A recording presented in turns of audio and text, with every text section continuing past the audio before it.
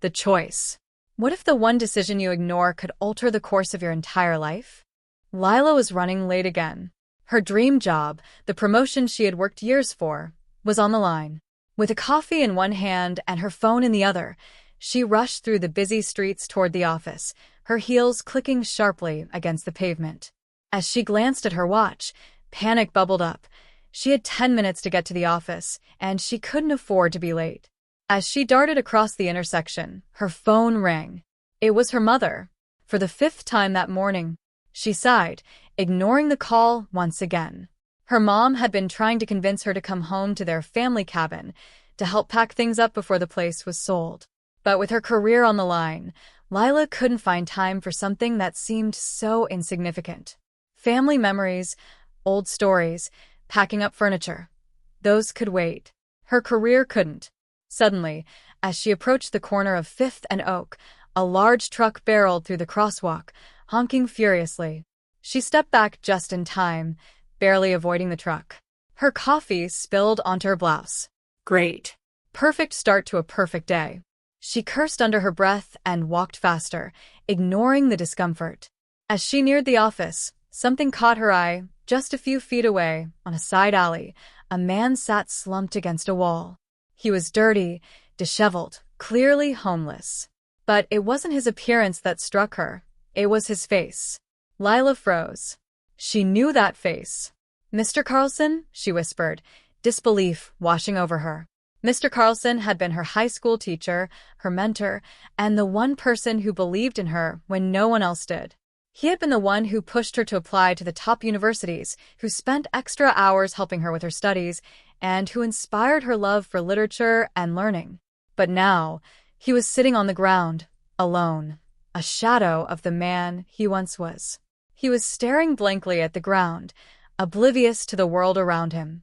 Lila's mind raced. How had this happened? How did a man who once had everything end up here? She took a step toward him, then hesitated. No. I can't stop. Not now. I'll be late. Her boss had already warned her that any more tardiness could cost her the promotion. And if she didn't get the promotion, she'd never be able to climb the corporate ladder the way she planned. But she couldn't just walk away. She checked the time, 5 minutes until her meeting. Her heart pounded. She had a choice to make. Help the man who had once changed her life, or walk away and secure her future.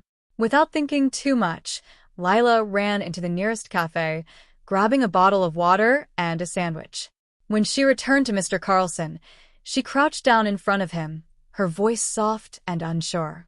"Mr. Carlson, it's me, Lila. Do you remember me?" At first, there was no response. His eyes were glazed over, lost. But then, slowly, recognition flickered in his eyes. "Lila." His voice was hoarse, like he hadn't spoken in days. "Yes, it's me. What happened?" "How did you?" she started, but he shook his head, cutting her off. "It doesn't matter," he said, his voice rough and filled with shame. "Life took a different turn. I lost everything. My job, my home. I don't expect you to understand." Lila felt a lump in her throat. This man had given her so much, and now he had nothing. She handed him the sandwich and water, unsure of what else to do. "I can help you. Let me call someone, maybe get you a place to stay, a shelter?" He smiled weakly, shaking his head. "I appreciate it, but it's not that simple. People like me, we fall through the cracks. I was too proud to ask for help when I needed it, and now," he trailed off, looking away. Lila's mind was swirling.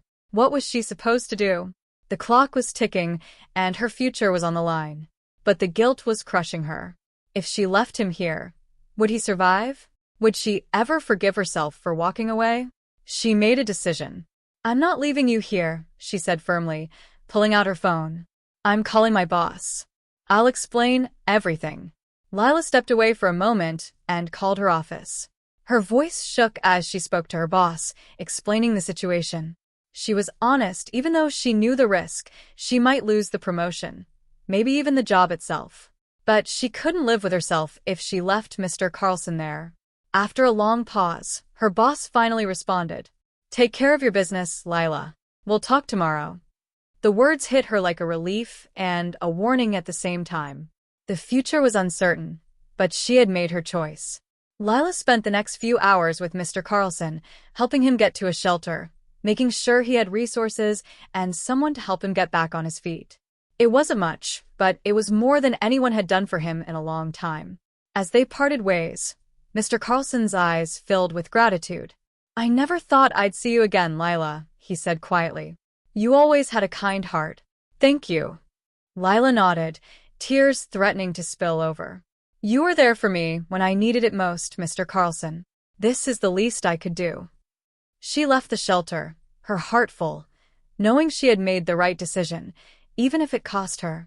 The next morning, Lila returned to the office, expecting the worst. But when she walked into the meeting room, her boss greeted her with a surprising smile. "You made the right choice yesterday," he said, leaning back in his chair. "I don't need employees who only think about their careers. I need people who care about others. You've got the promotion." Lila's breath caught in her throat. She had never expected this outcome. By doing the right thing, she hadn't just saved Mr. Carlson. She had saved herself.